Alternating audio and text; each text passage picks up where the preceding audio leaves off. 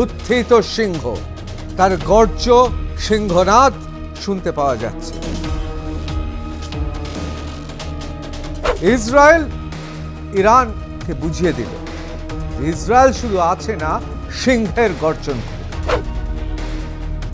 Israel শুধু আঘাত করে, এমন জায়গায় আঘাত করেছে, অনেকে বলছে ইরানের সবচেয়ে গোপন জায়গায় আঘাতটা করেছে। নামেই রেভলিউশনারি গার্ডস, অনেকে বলেন পৃথিবীর সবচেয়ে রক্ষণশীল ইসলামিক জিহাদি সংগঠন।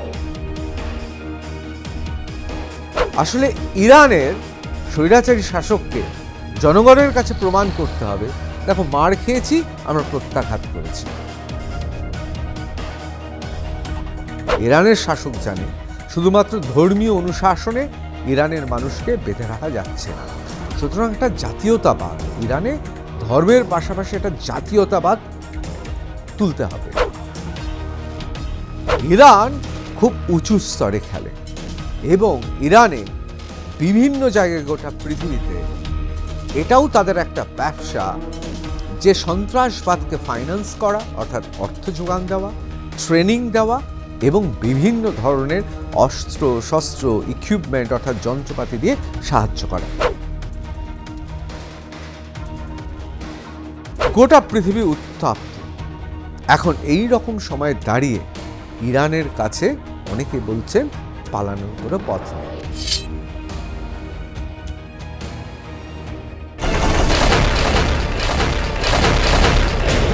দেখুন, ডিপ্লোমেসিতে বা কূটনীতিতে গুজব ভয়ঙ্কর অস্ত্র, আর ডিপ্লোমেসিতে কিভাবে কোন খবর গোটা পৃথিবীময় ছড়িয়ে দিতে হয় সেটাও অত্যন্ত গুরুত্বপূর্ণ কৌশল বা স্ট্র্যাটেজি। আমি নাম বলবো না কোনো দেশের। ভাবুন, যুদ্ধটা ছিল সন্ত্রাসবাদের বিরুদ্ধে, 9টি ঘাঁটি আমরা উড়িয়ে দিয়েছি তাদের দেশে ঢুকে, তার কারণ আমাদের লড়াইটা ছিল সন্ত্রাসবাদের বিরুদ্ধে। এমন মার খেয়েছে যে আগে বলতো পারমাণবিক অস্ত্রের কথা, এখন একেবারে চুপ। না, কেউ বলছে না তাদের পারমাণবিক ঘাঁটি ধ্বংস করা হয়েছে। আবার যাদের ধ্বংস হয়ে থাকতে পারে তারাও মুখ খুলতে পারছে না। কিন্তু দেখুন, পাকিস্তানের তরপানি কিন্তু কমে গেছে, পারমাণবিক অস্ত্র নিয়ে আর কথা বলছে না। তার কারণ ওরা বুঝে গিয়েছে কত ধানে কত চাল। এবার আসি শিরোনামে চলে আসা ইরান আর ইসরায়েলের কথা। এমন মার মেরেছে ইসরায়েল ইরানকে যে ইরান মুখ বুজে সহ্য করছে। আপনারা জানেন যে বিভিন্ন সময় পুলিশ যখন মারে কোর্টে যাবার আগে, তখন কিভাবে মারে জানেন? বস্তা বিছিয়ে মারে যাতে দাগ না পড়ে। মার খায় কিন্তু দাগ নেই, প্রমাণ নেই। এখন অত্যাধুনিক ওয়ারফেয়ারে এটা খুব গুরুত্বপূর্ণ স্ট্র্যাটেজি। ইসরায়েল ইরানকে বুঝিয়ে দিল যে ইসরায়েল শুধু আছে না, সিংহের গর্জন করবে। আর সেই জন্যেই আজকে আমাদের স্পেশাল পর্ব, যার নাম রাইজিং লায়ন। আমি ঋতব্রত ভট্টাচার্য, শুরু করছি রণক্ষেত্র। রণক্ষেত্রে আজকে অবশ্যই আলোচনা করব আমরা রাইজিং লায়ন। নামটা ইসরায়েল দিয়েছে। রাইজিং লায়ন মানে কি? উত্থিত সিংহ, তার গর্জ সিংহনাদ শুনতে পাওয়া যাচ্ছে। অনেকে বলছেন এর পেছনে অন্যান্য দেশ রয়েছে। আসলে ইরান বেশ কিছু দশক ধরে বড্ড বেশি বাড়াবাড়ি করছিল। একের পর এক নিষেধাজ্ঞা তাদের ওপর এসেছে। ইরানে সাধারণ মানুষের স্বাধীনতা নেই। দেশের ভেতরেও গুমড়ে গুমড়ে গণতান্ত্রিক শুভবুদ্ধি সম্পন্ন মানুষরা কাঁদছে। আর ঠিক সেই সময়ে দাঁড়িয়ে ইরান ইসরায়েলের সঙ্গে যে লড়াই সন্ত্রাসবাদের এবং হামাসের সপক্ষে অনেক দিন ধরেই গলা ফাটাচ্ছে। ইসরায়েল বুঝিয়ে দিয়েছে ইরানকে, বুঝিয়ে দিয়েছে কি সুকৌশলে তাদের একের পর এক বড় বড় যোদ্ধাদের, বড় বড় কেষ্টবিষ্টুদের হাঁটিয়ে দেওয়া যায়। আজকে শুনবো, আজকে ইসরায়েল ইরানের এই নতুন পর্ব, সংঘর্ষের নতুন পর্বের কথা নিয়েই আলোচনা করব। Israel attacks Iran. Airstrikes kill armed forces and Revolutionary Guard chiefs. নামেই রেভলিউশনারি গার্ডস, অনেকে বলেন পৃথিবীর সবচেয়ে রক্ষণশীল ইসলামিক জিহাদি সংগঠন, বলা হয় রেভলিউশনারি গার্ড।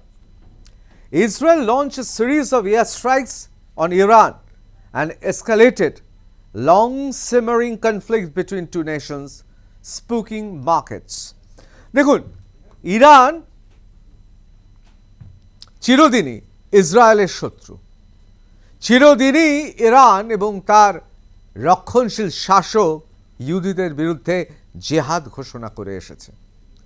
কিন্তু মাঝে মধ্যেই ইসরায়েল ক্ষেপে উঠলে গর্জন করে এবং ইসরায়েল একের পর এক এয়ার স্ট্রাইক করেছে। পাল্টা আক্রমণে অবশ্যই পাল্টা আক্রমণে ইরানও আক্রমণ করেছে, কিন্তু ইরানের সমস্ত ড্রোন পরাজিত হয়েছে তাদের এয়ার ডিফেন্স সিস্টেমের জন্য। The strike targeted sites linked to Iran's nuclear enrichment program. এই জায়গাটাই সবচেয়ে গুরুত্বপূর্ণ।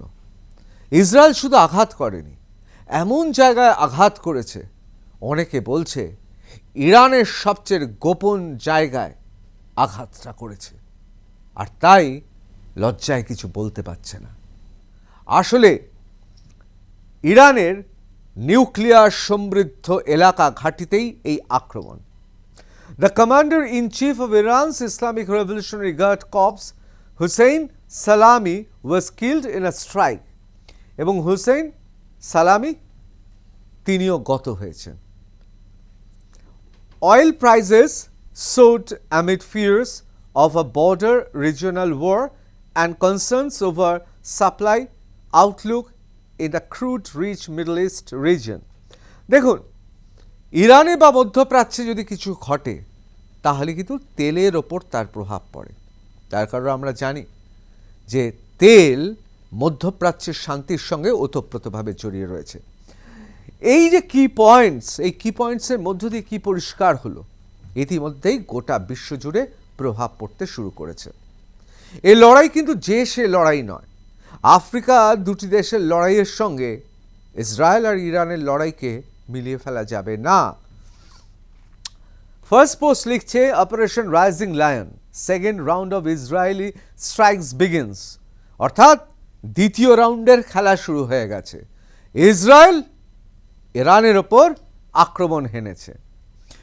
কি ইরানিয়ান নিউক্লিয়ার সাইট হিটস, এবং যে সমস্ত জায়গায় পারমাণবিক অস্ত্র ভাণ্ডার রয়েছে বা যে সমস্ত জায়গাগুলোকে পারমাণবিক সমৃদ্ধ স্থান হিসেবে চিহ্নিত করা হয় সেখানেই আঘাত হেনেছে, আর তাতেই ইরানের মুখ শুকিয়ে গেছে। জানুয়ারি 29, 2024 খুব গুরুত্বপূর্ণ। কেন? Since the 1979 Islamic Revolution, one of the key priorities of Iranian regime has been exporting its revolution abroad. Designated a sponsor of terror by the US government in 1984, Iran is considered the foremost state sponsor of terrorism, providing a range of support including financial, training and equipment to terrorist groups around the world, particularly Hezbollah, according to US State Department. US State Department বলছে। আসলে Iran, দেখুন, পাকিস্তানেও সন্ত্রাসবাদের লালন পালন হয়। পাকিস্তানের মন্ত্রী প্রকাশ্যে বিদেশি চ্যানেলে সাক্ষাৎকারের সময় বলে ফেলেন যে আমাদেরই তো আপনারা সন্ত্রাসবাদী করেছেন। কিন্তু পাকিস্তান অনেক নিচু স্তরের, ইরান কিন্তু তা নয়।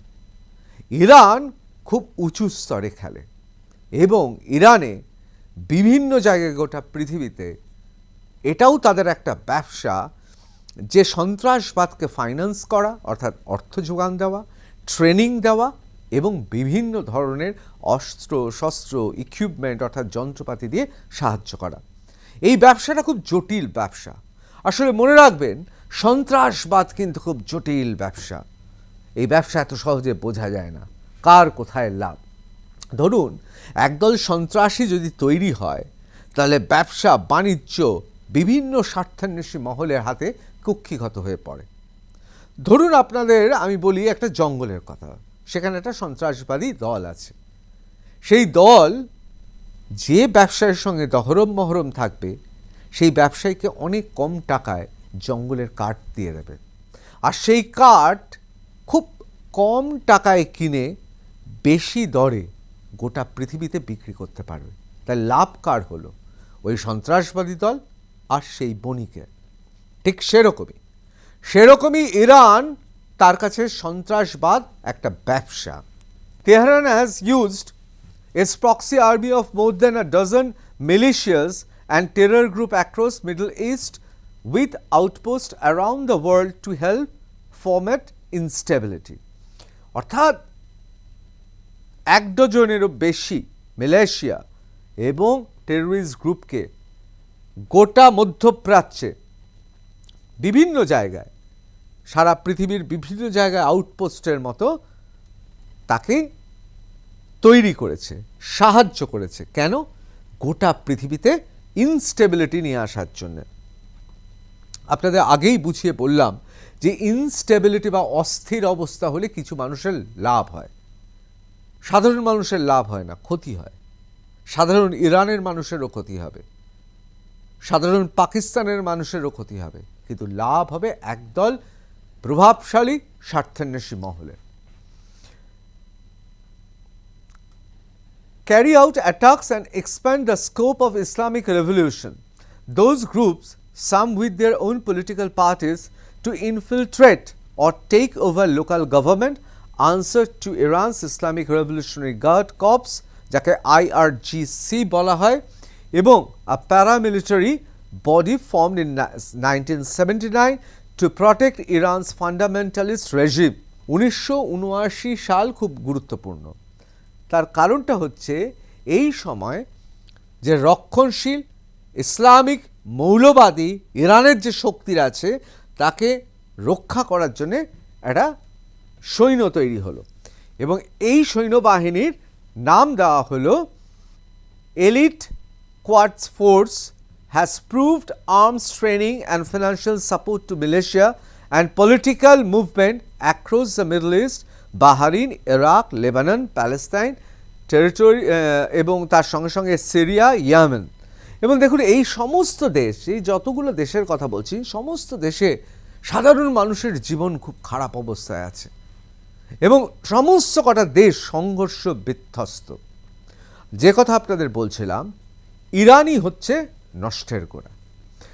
ইসরায়েল যখন হামাসের সঙ্গে লড়ছে, হামাসকে সরাসরিভাবে যারা বলা যেতে পারে সাহায্য করেছে এবং অবশ্যই হেজাবুলকে একেবারে ঠেলে দিয়েছে ইসরায়েলের দিকে, তারাই হচ্ছে ইরান। এবার আপনারা অনেকে ভাববেন যে ইসরায়েল একা একটা দেশ, একদিকে হামাসের সঙ্গে লড়ছে, ওইদিকে হেজাবুল্লাহর সঙ্গে লড়ছে, ওইদিকে ইরানের সঙ্গে লড়ছে, এতগুলো দেশের সঙ্গে লড়ছে। আসলে ইসরায়েলের মানসিকতাটাই তাই। আপনারা যদি ইসরায়েলের ইতিহাস দেখেন, ইতিহাস বলে যে ইসরায়েল অভ্যস্ত একই সঙ্গে এতগুলো দেশ, 3-4টে দেশের সঙ্গে লড়াই করতে অভ্যস্ত। কারণ ইসরায়েলের মতে এই 3-4টে দেশ আসলে তাদের কাছে আলাদা কোনো এন্টিটি বা আলাদা কোনো শক্তি নয়। এই গোটা দেশটাকে তারা একটাই শক্তি দেখে, এবং এই দেশগুলো এবং শক্তিগুলো তাদের কাছে আলাদা কোনো মাত্রা রাখে না। তারা বলে ইসরায়েল জানে যে শত্রুপক্ষ তাকে ঘিরে রয়েছে, তাকে লড়াই করেই বাঁচতে হবে। 1979 সাল, 1984 সাল, 1992 সাল, 2017 সাল এবং 2018 সাল খুব গুরুত্বপূর্ণ। ইরানের ইতিহাস জানতে গেলে খুব গুরুত্বপূর্ণ। মানে কতটা দাগি হতে পারে দেশটা তা ইতিহাসে লেখা রয়েছে। A brief history of sanctions on Iran, অর্থাৎ ইরানের যে নিষেধাজ্ঞা হয়েছে, জারি হয়েছে, তার একটা খুব ছোট ইতিহাস।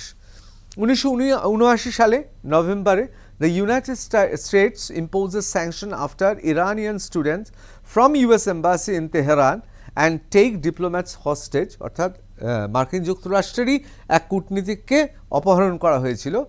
Iranian imports to United States are banned and $12 billion in Iranian assets are frozen.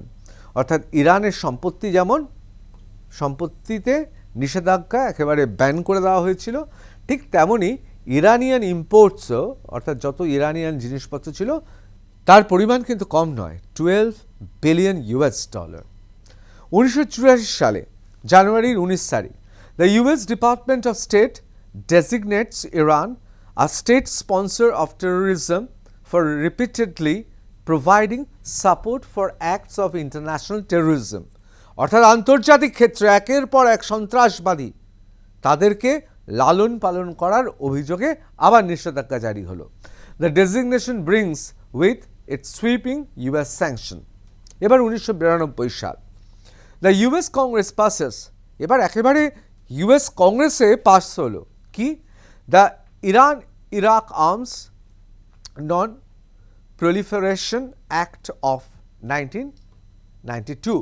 It declares that US policy to oppose any transfer of goods to technology to Iraq or Iran whenever there is reason to believe that such transfer could contribute to that country's acquisition of chemical, biological, nuclear or advanced conventional weapons. এটা বিশ্ব শান্তির দিকে তাকিয়ে এবং আমেরিকার নিজের স্বার্থে করলো। কেন? তার কারণ ইরাক এবং ইরানে যে কোনো জিনিস, যে কোনো সাবস্টেন্স, যে কোনো অত্যন্ত যেগুলো মূল্যবান যে সমস্ত পদার্থ, সেগুলো এদের হাতে পৌঁছানো মানেই এরা হয় বায়োলজিক্যাল ওয়ারফেয়ার অর্থাৎ জীবাণু যুদ্ধ ইত্যাদি ইত্যাদি, নিউক্লিয়ার পারমাণবিক অস্ত্র তৈরি করবে, অথবা অ্যাডভান্স কনভেনশনাল ওয়েপন্স তৈরি করবেন অর্থাৎ প্রচলিত যে সমস্ত যুদ্ধে অস্ত্র আছে অথবা রাসায়নিক অস্ত্র তৈরি করবে। সেই জন্যেই তারা যে কোনো উপাদান তারা নিয়ে যাচ্ছে, মানে তার পেছনে এছাড়ার কোনো কারণ নেই। আবার 2017 সালে একই ঘটনা ঘটলো, পরপর অনেকগুলো ঘটনা ঘটেছে। তখনও ট্রাম্পের অ্যাডমিনিস্ট্রেশন, একবার নিষেধাজ্ঞা তোলা, একবার নিষেধাজ্ঞা দিকে পাল্লা ভারী হওয়া এবং শেষ পর্যন্ত নিষেধাজ্ঞা হলো।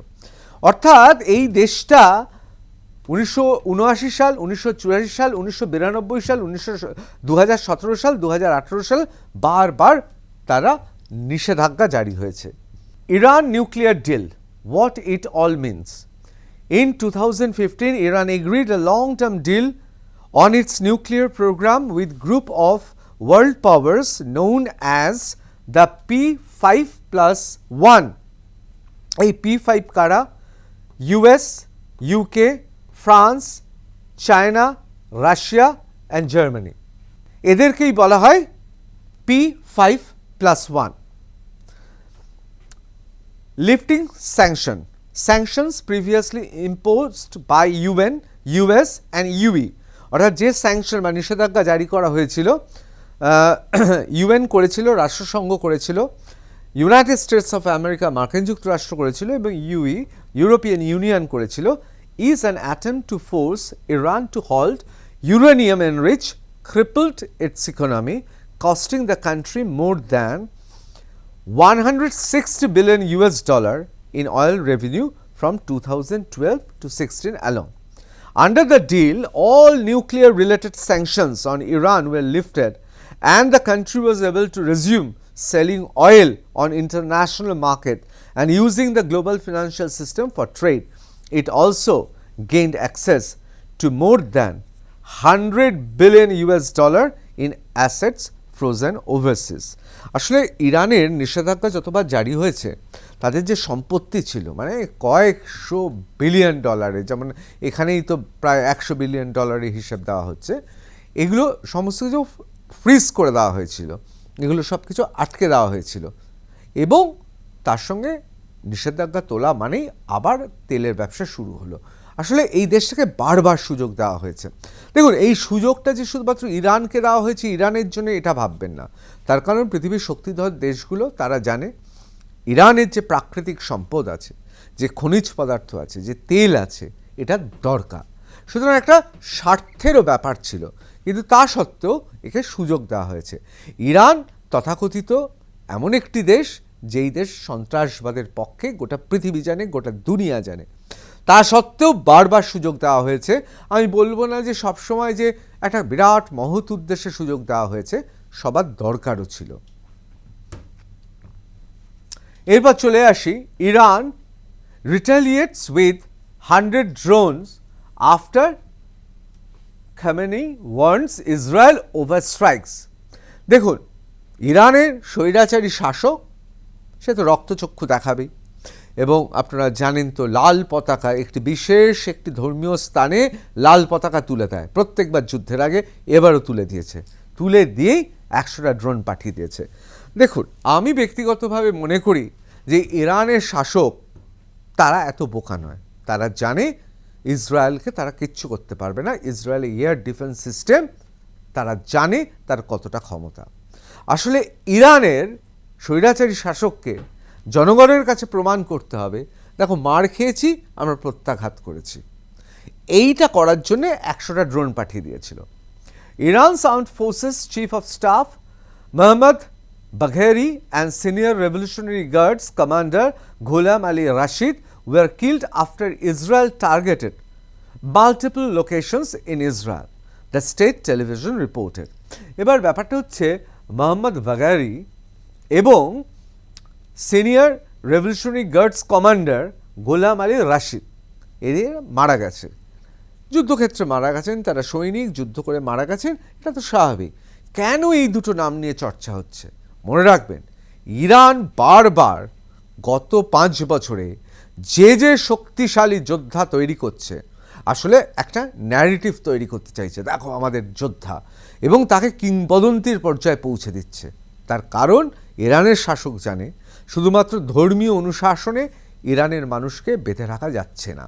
সুতরাং একটা জাতীয়তাবাদ, ইরানে ধর্মের পাশাপাশি একটা জাতীয়তাবাদ তুলতে হবে, আর সেই জন্যেই এই চরিত্রগুলোকে তোলা হচ্ছে। যেমন ধরুন, বলিউডের একটা ছবি আসছে, নতুন ছবি, ঋত্বিক রোশন, আপনাদের সবাই মনে আছে ঋত্বিক রোশনকে লঞ্চ করা হলো। আমরা সবাই জানি আমিষা পাটেল এবং ঋত্বিক রোশনের সেই প্রথম ছবি। ছবি মুক্তির আগে চারিদিকে ঋত্বিক রোশনের ছবি, আমিষা পাটেলের ছবি, তাদের গান শুনছে মানুষ। আসলে নতুন নায়ক নায়িকা তাকে দেখবার জন্য যাতে আগ্রহ বোধ করে, ঠিক সেরকমভাবে দুজন নায়ক তোলা হয়েছিল। তার কারণ হচ্ছে তাদের একের পর এক যোদ্ধা চলে গেছে। আপনারা জানেন কি হয়েছে, আমি নতুন করে বলছি না, পারছে না। সেই জায়গায় মোহাম্মদ বাঘেরি আর গোলাম আলী রাশিদ নিছক দুজন যোদ্ধা বা কমান্ডার ভাবলে ভুল হবে। এরা হচ্ছে ইরানের তৈরি, ইরানের সৃষ্ট সেই সমস্ত ব্যক্তিত্ব যাদের দিয়ে ইরান জাতীয়তাবাদ তুলতে চেয়েছিল, এবং তা নষ্ট হয়ে যায়।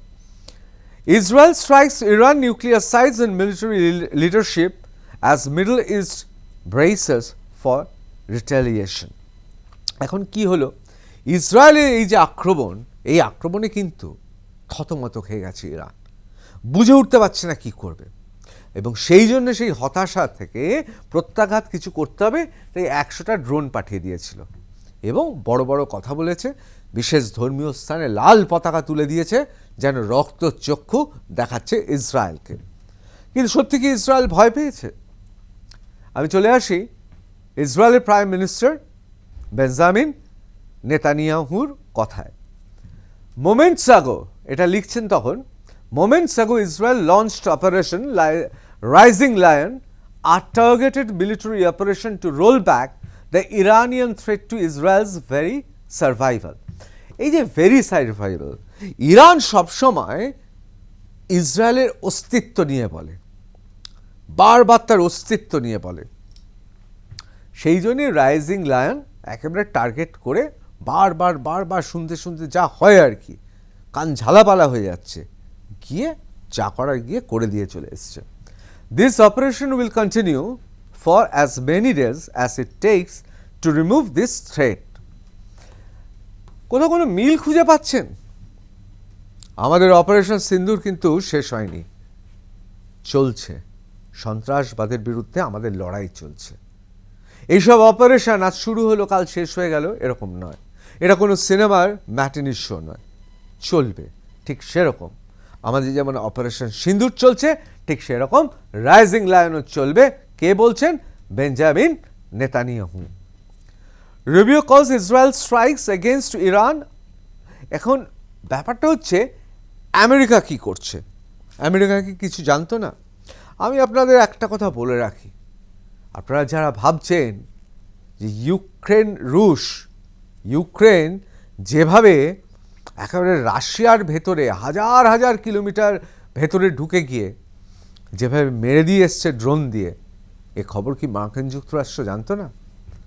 ইসরায়েল ইরানের ওপর ঝাঁপিয়ে পড়বে জানতো না? দেখুন, সত্যি কথা বলতে গেলে গোটা দুনিয়ার খবর রাখে এবং তাদের অত্যাধুনিক বাহিনী রয়েছে শুধুমাত্র এই খবর রাখার জন্য।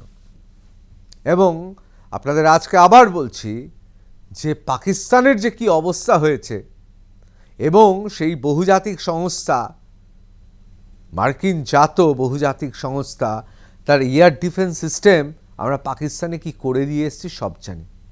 আসলে গোটা পৃথিবীর সমস্ত খবর মার্কিন যুক্তরাষ্ট্রের কাছে আছে। কখনো প্রকাশ্যে কাউকে নিয়ে আসে, কখনো প্রকাশ্যে নিয়ে আসে না, কিন্তু মার্কিন যুক্তরাষ্ট্র এবার বোধহয় বুঝতে পেরেছে যে গোটা দুনিয়াতে এইভাবে নজরদারি রেখে কিছু হবে না।